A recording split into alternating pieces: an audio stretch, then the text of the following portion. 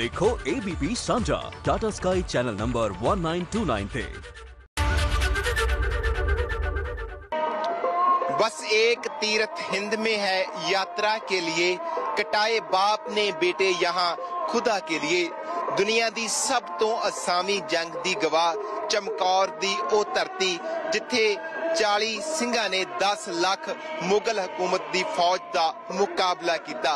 इस पावन स्थान ते हर साल वड्डे साहबजादा बाबा अजीत सिंह जी, साहबजादा बाबा जुझार सिंह जी ते ओ महान सिंह सूरमे जिन्हां ने शहादत दा जाम पीता, उन्हां नूं याद करदियां शहीदी जोड़ मेल मनाया जांदा है। अज शहीदी जोड़ मेल दा आखिरी दिन है ते तस्वीरां तुहानूं महान इतिहासक स्थान, जिस स्थान दी मिसाल दुनिया च होर किधरे नहीं मिलदी, वो स्थान जिस बारे बहुत सोहना कहा जाता है कि बस एक तीर्थ हिंद में है यात्रा के लिए, कटाए बाप ने बेटे यहाँ खुदा के लिए। गुरुद्वारा कतलगढ़ साहब जिथे 10वें पातशाह साहब श्री गुरु गोबिंद सिंह महाराज जी दे वड्डे साहबजादे बाबा अजीत सिंह जी, बाबा जुझार सिंह जी ने शहादत दा जाम पीता।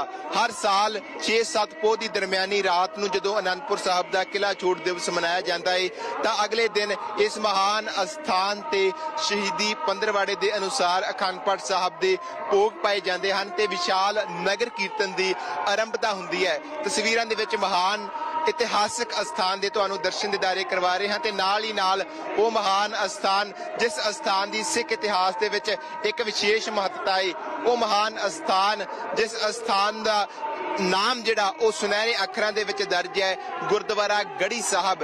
वो महान स्थान जिथे 10वें पातशाह साहब श्री गुरु गोबिंद सिंह महाराज जी ने 40 ਸਿੰਘਾਂ समेत निवास किया सी। जदों आनंदपुर साहब दा किला छड्ड परिवार विछोड़े तो गुरु साहब दा परिवार कई भागां विच वंडिया गया ते गुरु साहब वड्डे साहबजादियां दे नाल इसे थां ते आए ते इत्थे ही जिहड़ा गुरु साहब ने सिखां दे नाल सिखां नूं जो जंग दे दाव पेच दसे ते इत्थों ही जो इतिहास दे विच असामी जंग जिसनूं कहा जाता है चमकौर दी जंग लड़ी गई। अज शहीदां नूं सिजदा करन दे लई महान जो शहीद ने उन्हां नूं शरधा दे फुੱਲ भेंट करन दे लई वड्डी तादाद दे विच सिख संगतां गुरुद्वारा कतलगढ़ साहब, गुरुद्वारा गढ़ी साहब विखे नतमस्तक होने के लिए पहुंच रही हैं ते अपना अकीदा साहिब श्री गुरु ग्रंथ साहिब महाराज जी के चरणों के भेंट कर रही हैं। अमृत वेले तो ही इस महान स्थान ते दीवान सजे हुए सन ते तस्वीरां तुहानूं लगातार दिखा रहे हैं। अज अंतिम दिन है शहीदी जोड़ मेल दा ते अंतिम दिन की जिहड़ी समाप्ति वो नगर कीर्तन के नाल हुंदी है, वो भी तस्वीरां तुहानूं असीं दिखा रहे हैं। चमकौर साहब की पावन धरती तो नगर कीर्तन की भी आरंभता हो चुकी है ते वड्डी तादाद दे विच अज देश विदेश जिथे भी गुरु नानक नाम लेवा सिख वास्ता है उसकी रीझ हुंदी है, क्योंकि पोह दे महीने की शुरुआत दे नाल संगरांद तो ही शहीदी पंद्रवाड़े की शुरुआत हो जाती है। दुनिया च वास्ता हर गुरु नानक नाम लेवा सिख जिहड़ा उसकी तांग रहिंदी है कि ये जो पंद्रवाड़ा है अपने शहीदां नूं शरधा अर्पण करके मनाया जावे। तो आनंदपुर साहब तो चलिया सफर शहादत का काफला पड़ा दर पड़ा चमकौर साहब परिवार विछोड़ा फतेहगढ़ साहब वधदा जांदा है। सो उसे तरह अज चमकौर साहब की धरती ते जो महान स्थान है उस महान स्थान ते शहीदी जोड़ मेल का अंतिम दिन है। तस्वीरां दे विच तुहानूं दिखा रहे हैं जो नगर कीर्तन की आरंभता हुई सी, वो नगर कीर्तन पड़ा दर पड़ा अगे वधदा होया अपनी मंजिल वल वध रहा है ते संगतां दे विच भी खासा उत्साह जिहड़ा वो वेखे ही बनदा है। हर साल लखां दी तादाद दे विच जो इकट्ठ है संगतां दा इस महान स्थान ते वेखण नूं मिलदा है। सो साडे नाल गुरुद्वारा कतलगढ़ साहब दे जो ग्रंथी सिंह ने वो मौजूद ने ते उन्हां दे जरिए देश विदेश दे विच जिन्नियां भी सिख संगतां बैठियां ने उन्हां नूं इस जिथे असीं महान स्थानां दे दर्शन दीदारे करवा रहे हैं उहदे नाल ही उन्हां दी जुबानी जानना चाहांगे कि 6-7 पोह की दरमियानी रात तो बाद इस महान धरती ते जो असामी जंग जिसका जिक्र आउंदा है कि दुनिया दे विच इस जंग की मिसाल किधरे नहीं मिलती, इस धरती ते की कुछ वापरिया सी। जी ज्ञानी जी, वाहिगुरू जी का खालसा वाहिगुरू जी की फतेह। वाहिगुरू जी का खालसा वाहिगुरू जी की फतेह। आप जी समुची कौम नूं ਅਸੀਂ ਇਸ ਬਾਰੇ ਜਾਣੂ ਕਰਵਾਉਣਾ ਚਾਹਾਂਗੇ। ਅਸੀਂ ਅੱਜ ਇਸ ਧਰਤੀ ਦੇ ਉੱਤੇ ਪਹੁੰਚੇ ਹਾਂ ਜਿਸ ਧਰਤੀ ਦੀ ਮਿਸਾਲ ਦੁਨੀਆ ਵਿੱਚ ਕਿਤੇ ਵੀ ਨਹੀਂ ਮਿਲਦੀ, ਜਿਸ ਧਰਤੀ ਤੇ ਉਹ ਜੰਗਾਂ ਹੋਈਆਂ, ਉਹ ਸ਼ਹੀਦੀਆਂ ਹੋਈਆਂ ਜਿਹੜੀਆਂ ਅੱਜ ਤੱਕ ਰਹਿੰਦੀ ਦੁਨੀਆ ਤੋਂ ਜੁਗਾਂ ਜੁਗਾਂ ਤੋਂ ਕਦੇ ਕਿਤੇ ਨਾ ਹੋਈਆਂ, ਨਾ ਕਿਸੇ ਨੇ ਐਸੀਆਂ ਜੰਗਾਂ ਕੀਤੀਆਂ ਹਨ।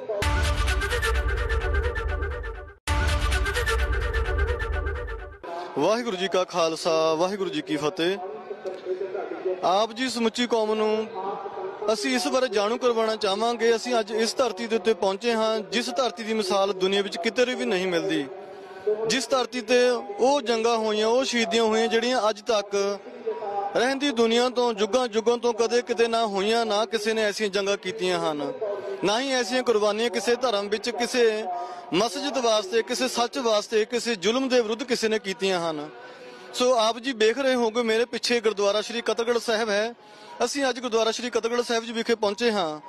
ਇਸ ਸਥਾਨ ਦੇ ਵਿੱਚ ਜੋ ਸਤਿਗੁਰੂ ਜੀ ਦਸ਼ਮੇਸ਼ ਪਿਤਾ ਧੰਨ ਧੰਨ ਸ਼੍ਰੀ ਗੁਰੂ ਗੋਬਿੰਦ ਸਿੰਘ ਜੀ ਮਹਾਰਾਜ 1704 ਈਸਵੀ ਨੂੰ ਅਨੰਦਪੁਰ ਸਾਹਿਬ ਦਾ ਕਿਲਾ ਛੱਡ ਕੇ, ਅਨੰਦਪੁਰ ਦਾ ਕਿਲਾ ਛੱਡ ਕੇ ਸਰਸਾ ਨਦੀ ਤੋਂ ਹੁੰਦੇ ਹੋਏ, ਸਰਸਾ ਨਦੀ ਤੋਂ ਪਾਰ ਕਰਕੇ ਜਦੋਂ ਸਤਿਗੁਰੂ ਜੀ ਨੇ ਸਰਸਾ ਨਦੀ ਤੋਂ ਪਾਰ ਕੀਤਾ ਤਾਂ ਸਰਸਾ ਨਦੀ ਦਾ ਪਾਣੀ ਬਹੁਤ ਜ਼ਿਆਦਾ ਉੱਪਰ ਤੱਕ ਚੜਿਆ ਹੋਇਆ ਸੀ।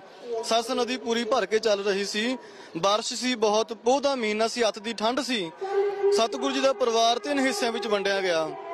3 ਹਿੱਸਿਆਂ ਵਿੱਚੋਂ ਇੱਕ ਹਿੱਸਾ ਦਸ਼ਮੇਸ਼ ਪਿਤਾ ਜੀ ਆਪ, ਸਤਿਗੁਰੂ ਜੀ ਦੇ ਵੱਡੇ ਸਾਹਿਬਜ਼ਾਦਾ ਬਾਬਾ ਅਜੀਤ ਸਿੰਘ ਜੀ, ਸਾਹਿਬਜ਼ਾਦਾ ਬਾਬਾ ਜੁਝਾਰ ਸਿੰਘ ਜੀ ਤੇ ਸਤਿਗੁਰੂ ਜੀ ਦੇ ਨਾਲ 40 ਸਿੰਘ ਅਤੇ ਸਤਿਗੁਰੂ ਜੀ ਦੇ 5 ਪਿਆਰੇ ਸਤਿਗੁਰੂ ਜੀ ਦੇ ਨਾਲ ਸਨ। ਜਦੋਂ ਸਤਿਗੁਰੂ ਜੀ ਪਰਿਵਾਰ ਵਿਛੋੜਾ ਸਰਸਾ ਨਦੀ ਨੂੰ ਪਾਰ ਕਰਕੇ ਇਸ ਸਥਾਨ ਦੇ ਉੱਤੇ ਪਹੁੰਚੇ ਤਾਂ ਸਤਿਗੁਰੂ ਜੀ ਨੇ ਸਭ ਤੋਂ ਪਹਿਲਾਂ ਚਮਕੌਰ ਸਾਹਿਬ ਦੇ ਵਿੱਚ ਗੁਰਦੁਆਰਾ ਸ਼੍ਰੀ ਦਮਦਮਾ ਸਾਹਿਬ ਬਣਿਆ ਹੋਇਆ ਹੈ। ਇਸ ਸਥਾਨ ਦੇ ਵਿੱਚ ਜਿਹੜੇ ਇਸ ਗੜੀ ਦੇ ਮਾਲਕ ਸਨ ਰੂਪ ਚੰਦ ਤੇ ਰਾਏ ਜਗਤ ਸਿੰਘ, ਇਹ 2 ਭਰਾ ਸਨ। ਇਹਨਾਂ ਦੀ ਇਹ ਗੜੀ ਸੀ, ਇਹਨਾਂ ਦਾ ਬਾਗ ਸੀ ਇਹ ਗੁਰਦੁਆਰਾ ਸ਼੍ਰੀ ਦਮਦਮਾ ਸਾਹਿਬ ਜੀ ਵਿਖੇ। ਸਤਿਗੁਰੂ ਜੀ ਨੇ ਬਾਗ ਦੇ ਵਿੱਚ ਆ ਕੇ ਡੇਰਾ ਲਾਇਆ ਤੇ ਬਾਗ ਦੇ ਵਿੱਚ ਬਹਿ ਕੇ ਹੀ ਇਸ ਗੜੀ ਦੇ ਵਿੱਚ ਰਾਤ ਰੁਕਣ ਦੀ, ਰਾਤ ਗੁਜ਼ਾਰਨ ਦੀ ਸਤਿਗੁਰੂ ਜੀ ਨੇ ਜਿਹੜੀ ਸੀ ਨੀਤੀ ਬਣਾਈ, ਵਿਚਾਰ ਬਣਾਈ। ਤੇ ਸਤਿਗੁਰੂ ਜੀ ਨੇ ਸਿੱਖਾਂ ਨੂੰ ਕਿਹਾ ਕਿ ਗੜੀ ਦੇ ਮਾਲਕ ਨੂੰ ਜਾ ਕੇ ਮਿਲੋ ਅਤੇ ਗੜੀ ਨੂੰ ਖਰੀਦਣ ਦੇ ਬਾਰੇ ਜਿਵੇਂ ਵੀ ਸਾਨੂੰ ਗੜੀ ਦੇਣ, ਉਹਨਾਂ ਦੇ ਨਾਲ ਵਿਚਾਰ ਕੀਤੀ ਜਾਵੇ, ਗੱਲਬਾਤ ਕੀਤੀ ਜਾਵੇ।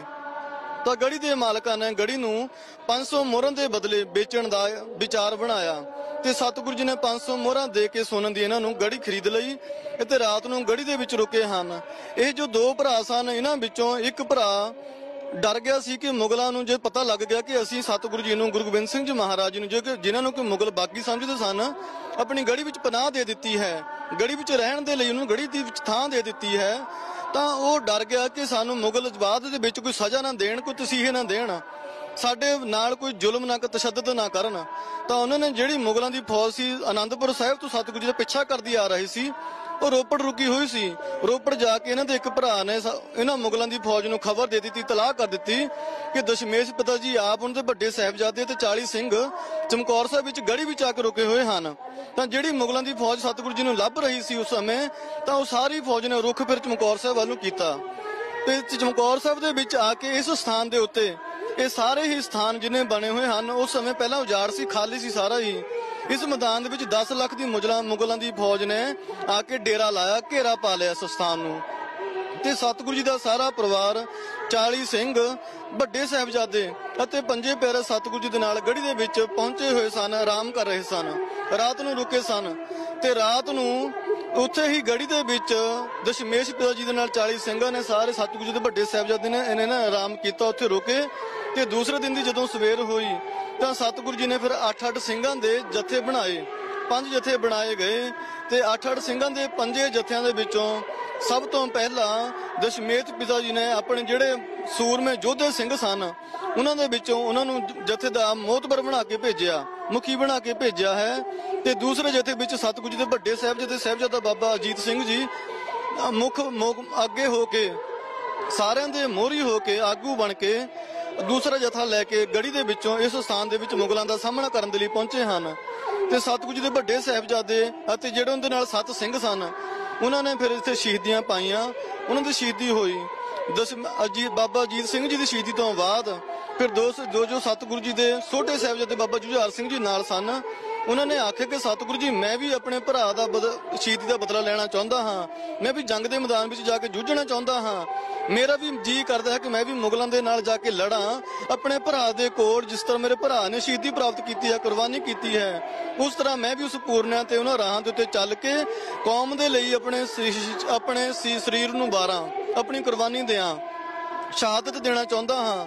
ਤਾਂ ਸਤਿਗੁਰੂ ਜੀ ਨੇ ਕੋਲ ਹੀ ਖੜੇ ਭਾਈ ਦਇਆ ਸਿੰਘ ਜੀ ਨੇ ਆਖਿਆ ਕਿ ਸਤਿਗੁਰੂ ਜੀ ਆਪ ਜੀ ਇਸ ਤਰ੍ਹਾਂ ਨਾ ਕਰੋ, ਦੋਨਾਂ ਵਿੱਚੋਂ ਇੱਕ ਨਿਸ਼ਾਨੀ ਤਾਂ ਰੱਖ ਲਓ, ਇੱਕ ਤਾਂ ਮੋੜ ਕੇ ਨਾਲ ਲੈ ਚੱਲਿਓ। ਅਸੀਂ ਪਰ ਮਾਤਾ ਜੀ ਨੂੰ ਅਤੇ ਆਪ ਜੀ ਦੇ ਮਹਿਲਾਂ ਨੂੰ ਕੀ ਜਵਾਬ ਦੇਵਾਂਗੇ? ਤਾਂ ਦਸ਼ਮੇਸ਼ ਪਿਤਾ ਜੀ ਨੇ ਆਖਿਆ ਕਿ ਮੈਨੂੰ ਮੇਰੇ ਪੁੱਤਰਾਂ ਅਤੇ ਸਿੰਘਾਂ ਦੇ ਵਿੱਚ ਕੋਈ ਵੀ ਫਰਕ ਨਹੀਂ ਨਜ਼ਰ ਆਉਂਦਾ। ਮੇਰੇ ਲਈ ਮੇਰੇ ਸਿੰਘ ਵੀ ਉਹ ਪੁੱਤਰ ਹੀ ਹਨ ਤੇ ਮੇਰੇ ਪੁੱਤਰ ਵੀ ਮੇਰੇ ਪੁੱਤਰ ਹਨ, ਸਾਰੇ ਇੱਕ ਸਮਾਨ ਹਨ, ਬਰਾਬਰ ਹਨ।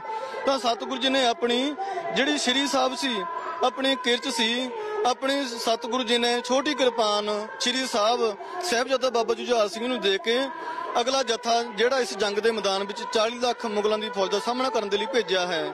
ਤਾਂ ਸਾਹਿਬਜ਼ਾਦਾ ਬਾਬਾ ਜੁਝਾਰ ਸਿੰਘ ਜੀ ਵੀ ਇੱਥੇ ਆ ਕੇ ਸ਼ਹੀਦ ਹੋਏ ਤੇ ਇਹਨਾਂ ਦੇ ਨਾਲ ਹੀ ਸਤਿਗੁਰੂ ਜੀ ਦੇ ਜਿਹੜੇ 5 ਪਿਆਰੇ ਸਨ ਉਹਨਾਂ ਵਿੱਚ 3 ਪਿਆਰੇ ਇਸ ਸਥਾਨ ਦੇ ਉੱਤੇ ਸ਼ਹੀਦ ਹੋਏ ਹਨ।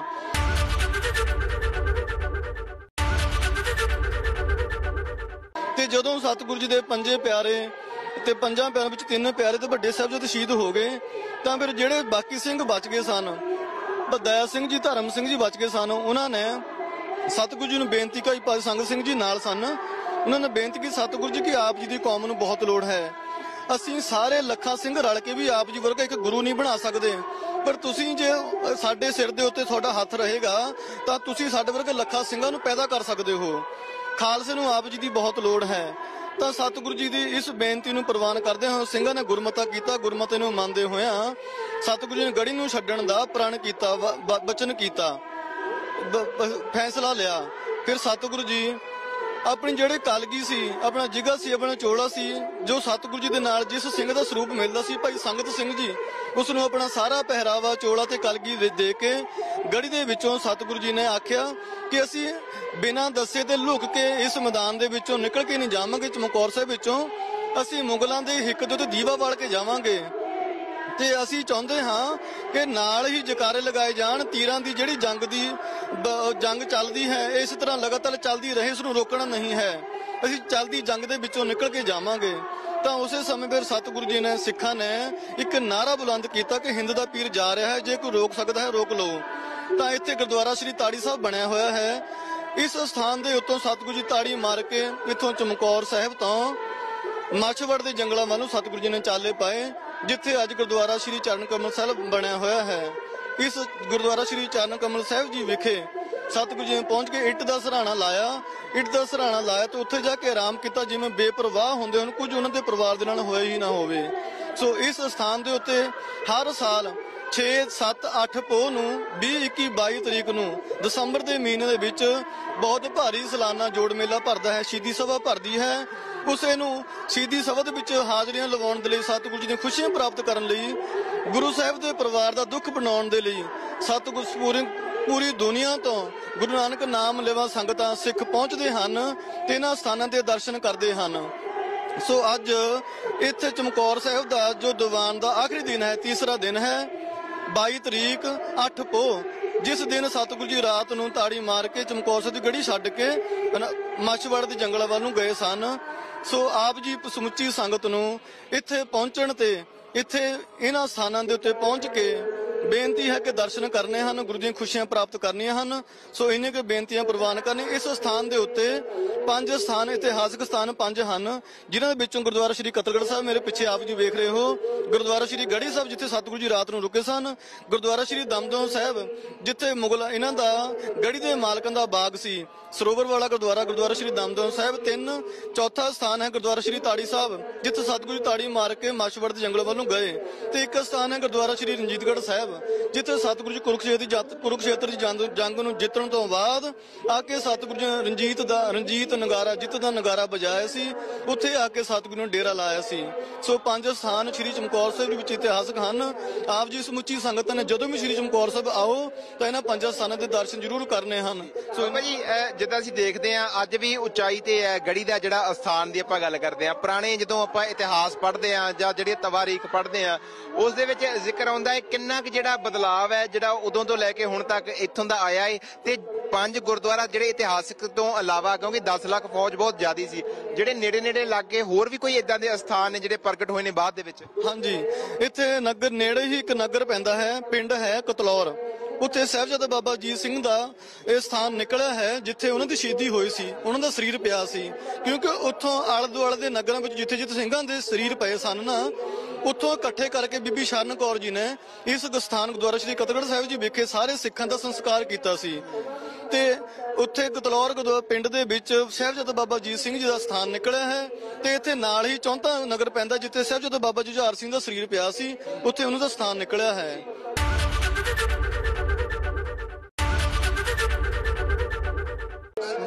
ਬਾਬਾ ਜੀ ਨਾਲ ਗੱਲ ਵੀ ਕਰਾਂਗੇ ਤੇ ਨਗਰ ਕੀਰਤਨ ਦੇ ਦ੍ਰਿਸ਼ ਤੁਹਾਨੂੰ ਜ਼ਰੂਰ ਅਸੀਂ ਨਾਲ ਨਾਲ ਕਵਾਂਗਾ, ਮੈਂ ਕੈਮਰਾਮੈਨ ਨੂੰ ਦਿਖਾਇਆ ਜਾਵੇ ਕਿ ਅੱਜ ਮਹਾਨ ਇਤਿਹਾਸਕ ਅਸਥਾਨ ਗੁਰਦੁਆਰਾ ਸ਼੍ਰੀ ਕਤਲਗੜ੍ਹ ਸਾਹਿਬ ਤੋਂ ਨਗਰ ਜੋ ਗੁਰਦੁਆਰਾ ਗੜੀ ਸਾਹਿਬ ਉੱਥੋਂ ਨਗਰ ਕੀਰਤਨ ਦੀ ਜੋ ਪ੍ਰਾਰੰਭਤਾ ਹੋਈ ਸੀ ਤੇ ਉਹ ਚਮਕੌਰ ਸਾਹਿਬ ਦੇ ਵੱਖ-ਵੱਖ ਥਾਵਾਂ ਚੋਂ ਹੁੰਦਾ ਹੋਇਆ ਨਗਰ ਕੀਰਤਨ ਆਪਣੀ ਮੰਜ਼ਿਲ ਦੇ ਵੱਲ ਵੱਧ ਰਿਹਾ ਹੈ। ਹਰ ਇੱਕ ਸਿੱਖ ਦੀ ਤਾਂਘ ਹੁੰਦੀ ਹੈ ਕਿ ਇਸ ਸ਼ਹੀਦੀ ਪੰਦਰਵਾੜੇ ਦੇ ਦੌਰਾਨ, ਸਫ਼ਰੇ ਸ਼ਹਾਦਤ ਦੇ ਦੌਰਾਨ ਵੱਖ-ਵੱਖ ਥਾਵਾਂ ਤੇ ਜੋ ਸ਼ਹੀਦੀ ਦਿਹਾੜੇ ਜਿਹੜੇ ਮਨਾਏ ਜਾਂਦੇ ਹਨ, ਭਾਵੇਂ ਉਹ ਅਨੰਦਪੁਰ ਸਾਹਿਬ ਦੀ ਧਰਤੀ ਹੋਵੇ, ਭਾਵੇਂ ਪਰਿਵਾਰ ਵਿਛੋੜਾ ਸਾਹਿਬ, ਭਾਵੇਂ ਚਮਕੌਰ ਸਾਹਿਬ ਜਾਂ ਫਤਿਹਗੜ੍ਹ ਸਾਹਿਬ ਦੀ ਗੱਲ ਹੋਵੇ, ਦੁਨੀਆ 'ਚ ਵਸਦਾ ਹਰ ਗੁਰੂ ਨਾਨਕ ਨਾਮ ਲੈਵਾ ਸਿੱਖ ਇਹ ਤਾਂਘ ਰੱਖਦਾ ਹੈ ਕਿ ਆਪਣੇ ਸ਼ਹੀਦਾਂ ਨੂੰ ਸਿਜਦਾ ਕੀਤੀ ਜਾਵੇ, ਆਪਣਾ ਅਕੀਦਾ ਪੇਂਟ ਕੀਤਾ ਜਾਵੇ। ਤਸਵੀਰਾਂ ਚਮਕੌਰ ਸਾਹਿਬ ਦੀ ਮਹਾਨ ਧਰਤੀ ਤੋਂ ਦਿਖਾ ਰਹੇ ਹਾਂ ਤੇ ਤਸਵੀਰਾਂ ਦੇ ਰਾਹੀਂ ਤੁਸੀਂ ਦੇਖ ਸਕਦੇ ਹੋ ਸਤਿਗੁਰਾਂ ਦੀ ਪਾਲਕੀ ਦੇ ਨਾਲ ਵੱਡੀ ਗਿਣਤੀ ਦੇ ਵਿੱਚ ਸੰਗਤਾਂ ਜਿਹੜੀਆਂ ਉਹ ਆਪਣੇ ਹਾਜ਼ਰੀ ਭਰ ਰਹੀਆਂ ਨੇ।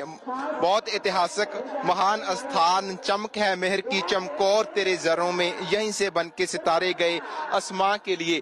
सो ये वो महान धरती है जिथे दसम पातशाह साहिब श्री गुरु गोबिंद सिंह महाराज जी दे लिखते जगर ਵੱਡੇ ਸਾਹਿਬਜ਼ਾਦੇ ਬਾਬਾ ਅਜੀਤ ਸਿੰਘ, ਬਾਬਾ ਜੁਝਾਰ ਸਿੰਘ ਤੇ ਵੱਡੀ ਗਿਣਤੀ ਵਿੱਚ ਸਿੰਘ ਸੂਰਮਿਆਂ ਨੇ ਸ਼ਹਾਦਤਾਂ ਪ੍ਰਾਪਤ ਕੀਤੀਆਂ। ਤਸਵੀਰਾਂ ਚਮਕੌਰ ਸਾਹਿਬ ਦੀ ਮਹਾਨ ਧਰਤੀ ਤੋਂ ਦਿਖਾ ਰਹੇ ਆ ਜਿੱਥੇ ਅੱਜ ਸ਼ਹੀਦੀ ਜੋੜ ਮੇਲ ਦਾ ਅੰਤਮ ਦਿਨ ਹੈ ਤੇ ਅੰਤਮ ਦਿਨ ਦੇ ਵਿੱਚ ਜਿਹੜੀ ਸਮਾਪਤੀ ਹੈ ਉਹ ਨਗਰ ਕੀਰਤਨ ਦੇ ਨਾਲ ਹੁੰਦੀ ਹੈ। ਵੱਡੀ ਤਾਦਾਦ ਦੇ ਵਿੱਚ ਸੰਗਤਾਂ ਇਸ ਮਹਾਨ ਅਸਥਾਨ ਤੇ ਪਹੁੰਚਦੀਆਂ ਨੇ, ਅਕੀਦਾ ਭੇਂਟ ਕਰਦੀਆਂ ਨੇ। ਸ਼੍ਰੀ ਗੁਰੂ ਗ੍ਰੰਥ ਸਾਹਿਬ ਮਹਾਰਾਜ ਜੀ ਦੀ जो छत्र छाया हेठ नगर कीर्तन जिहड़ा वो लंघ रहा है ते वेख सकते हो तुसीं किवें संगतां अपने महान शहीदां नूं शरधा दे फुल अर्पण कर रहीआं हन। गुरबाणी दा इलाही कीर्तन हो रहा है। निहंग सिंह गतका दे जिहड़े जौहर ने वो दिखा रहे हैं क्योंकि इत्थे ही ये धरती सी जिथे दसम पातशाह दे वड्डे साहिबजादियां ने शहादत प्राप्त की सी ते शहादत तो उपरंत ही दसम पातशाह गुरु गोबिंद सिंह महाराज ने सिंघा सूरमिया वाल जो ये हथ करके क्या सी कि इन पुत्रन के सीस परिवार दिए सुत चार चार मुए तो क्या हुआ जीवत कई हजार। अज चमकौर साहब दी धरती ते ओ गुरु पातशाह दा खालसा जिहड़ा वो प्रतख रूप दे विच दिखाई दे रहा है। शस्त्र कला दे जौर दिखाए जा रहे हैं, गुरबाणी कीर्तन गायन किया जा रहा है ते शहीदां नूं शरधा दे फुल अर्पण किए जा रहे हैं। तस्वीरां तुहानूं लगातार असीं चमकौर साहब तो दिखा रहे हैं जिथे अज शहीदी दिहाड़ा बहुत श्रद्धा भावना दे नाल मनाया जा रहा है। सो ज्ञानी जी लगातार सानू इस महान इतिहासक धरती दे जो बारे जड़ा लगातार सानू दस रहे सन। सो ज्ञानी जी 3 दिन जो शहीदी जोड़ मेला इस तो इलावा भी संगत की किन्नी जी तांग रही है ते अलग अलग जिवें तुसीं दस रहे सीगे ते फिर जिहड़ा शहीदी सफरे शहादत है हुण अगे किधर नूं जिहड़ा वो अगे जांदा है? सफरे शहादत आनंदपुर साहब तो शुरू होके चमकौर साहब ते अगली लड़ी की रहूगी? अगली लड़ी गुरुद्वारा श्री माछवाड़ा साहब है जिथे सतगुरु जी रात नूं इस स्थान तो बाद गए सन, पहुंचे सन। गुरुद्वारा श्री माछवाड़ा साहब श्री चरण कौर साहब बनया हुआ है। इस स्थान तो बाद अगले जिहड़े शबद दीवान शहीदी जोड़ मेल उत्थे भरदा है। उस तो बाद ही यह हुंदा होया आलमगीर तो गुरुद्वारा श्री आलमगीर साहब जिथे सतगुरु जी उच्च दा पीर बन के गए सन। उस तो बाद हुंदा होया मुक्तसर जिथे 40 ਸਿੰਘਾਂ ਨੂੰ सतगुरु जी ने ਜਿਹੜੇ ਬਦਾਵਾ ਦਿੱਤਾ ਸੀ ਉਹਨਾਂ ਦਾ ਬਦਾਵਾ ਪੜਿਆ ਸੀ। ਉਹਨਾਂ 40 ਸਿੰਘਾਂ ਨੇ ਆਪਣੀ ਜਿਹੜੀ ਗਲਤੀ ਸੀ ਉਸ ਨੂੰ ਮੰਨਿਆ ਸੀ, ਸ਼ਹੀਦੀਆਂ ਪ੍ਰਾਪਤ ਕੀਤੀਆਂ ਸਨ। ਤੇ ਉਸ ਤੋਂ ਬਾਅਦ ਸਤਿਗੁਰੂ ਜੀ ਪਹੁੰਚਦੇ ਹਨ ਸਭ ਕੋਈ ਤਲਵੰਡੀ ਦਮਦਮਾ ਸਾਹਿਬ ਜੀ ਵਿਖੇ। ਉੱਥੇ ਫਿਰ ਸਤਿਗੁਰੂ ਜੀ ਨੇ ਜਿਹੜਾ ਸਤਿਗੁਰੂ ਜੀ ਦਾ ਵਿਛੜਾ ਪਰਿਵਾਰ ਸਤਿਗੁਰੂ ਜੀ ਦੇ ਮਹਿਰ ਸਨ ਭਾਈ ਮਨੀ ਸਿੰਘ ਜੀ ਦਿੱਲੀ ਜਿਹੜਾ ਪਰਿਵਾਰ ਤੀਸਰਾ ਇੱਕ ਹਿੱਸਾ ਪਹੁੰਚ ਗਿਆ ਸੀ ਉਹ ਵੀ ਸਤਿਗੁਰੂ ਜੀ ਨੂੰ ਸ਼੍ਰੀ ਦਮਦਮਾ ਸਾਹਿਬ ਜਾ ਕੇ ਮਿਲਦੇ ਹਨ। ਤੇ ਦੂਸਰਾ ਜਿਹੜਾ ਸਤਿਗੁਰੂ ਜੀ ਦਾ ਪਰਿਵਾਰ ਸੀ ਮਾਤਾ ਗੁਜਰ ਜੀ, ਸਤਿਗੁਰੂ ਜੀ ਦੇ ਛੋਟੇ ਸਾਹਿਬਜ਼ਾਦੇ ਬਾਬਾ ਫਤਿਹ ਸਿੰਘ ਜੀ, ਸਾਹਿਬਜ਼ਾਦਾ ਬਾਬਾ ਜੁਝਾਰ ਸਿੰਘ ਜੋਰਾਵਰ ਸਿੰਘ ਜੀ ਇਹ ਸਤਿਗੁਰੂ ਜੀ ਜਿਹੜਾ ਇੱਕ ਤੀਸਰਾ ਹਿੱਸਾ ਜੀ ਮਾਤਾ ਗੁਜਰੀ ਜੀ ਦੇ ਨਾਲ ਛੋਟੇ ਸਾਹਿਬਜ਼ਾਦੇ ਨਾਲ ਸਨ। ਫਤਿਹਗੜ੍ਹ ਸਾਹਿਬ ਜੀ ਵਿਖੇ ਵੀ ਜਿਹੜੀ ਆਖਰੀ ਸਭਾ ਦੇ ਦੀਵਾਨਾਂ ਦੀ ਇਹਨਾਂ ਸ਼ਹੀਦੀ ਜੋੜ ਮੇਲ ਦੀ ਸਮਾਪਤੀ ਹੁੰਦੀ ਹੈ ਗੁਰਦੁਆਰਾ ਸ਼੍ਰੀ ਫਤਿਹਗੜ੍ਹ ਸਾਹਿਬ ਜੀ ਵਿਖੇ। ਉੱਥੇ ਹੀ 26, 27, 28 ਤਰੀਕ ਨੂੰ ਹਰ ਸਾਲ ਸਾਲਾਨਾ ਸਮਾਗਮ ਜੋੜ ਮੇਲਾ ਭਰਦਾ ਹੈ।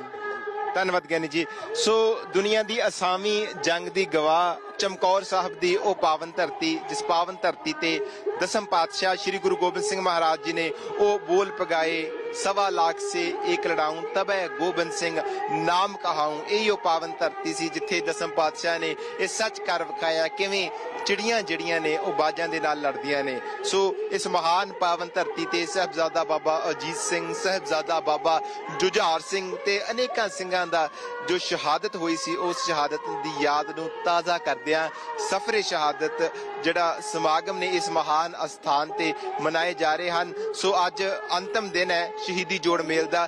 ਨਗਰ ਕੀਰਤਨ ਦੇ ਨਾਲ ਇਸ ਮਹਾਨ ਅਸਥਾਨ ਤੇ ਜੋ ਧਾਰਮਿਕ ਦੀਵਾਨ ਸਨ ਉਹਨਾਂ ਦੀ ਸਮਾਪਤੀ ਹੋਵੇਗੀ। ਲਗਾਤਾਰ ਸਫਰ ਸ਼ਹਾਦਤ ਦੇ ਦਰਸ਼ਨ ਦਿਦਾਰੇ ਅਸੀਂ ਤੁਹਾਨੂੰ ABP ਸਾਂਝਾ ਦੇ ਮਾਧਿਅਮ ਦੇ ਨਾਲ ਕਰਵਾ ਰਹੇ ਹਾਂ ਤੇ ਅਗਲੇ ਪੜਾਵਾਂ ਦੇ ਦਰਸ਼ਨ ਦਿਦਾਰੇ ਕਰਨ ਦੇ ਲਈ ਵੀ ਸਾਡੇ ਨਾਲ ਇਸੇ ਤਰ੍ਹਾਂ ਜੁੜੇ ਰਹਿਣਾ। ਕੈਮਰਾ ਪਰਸਨ ਗਿਰੀਸ਼ ਦੇ ਨਾਲ ਪਰਮਜੀਤ ਸਿੰਘ, ABP ਸਾਂਝਾ, ਸ਼੍ਰੀ ਚਮਕੌਰ ਸਾਹਿਬ।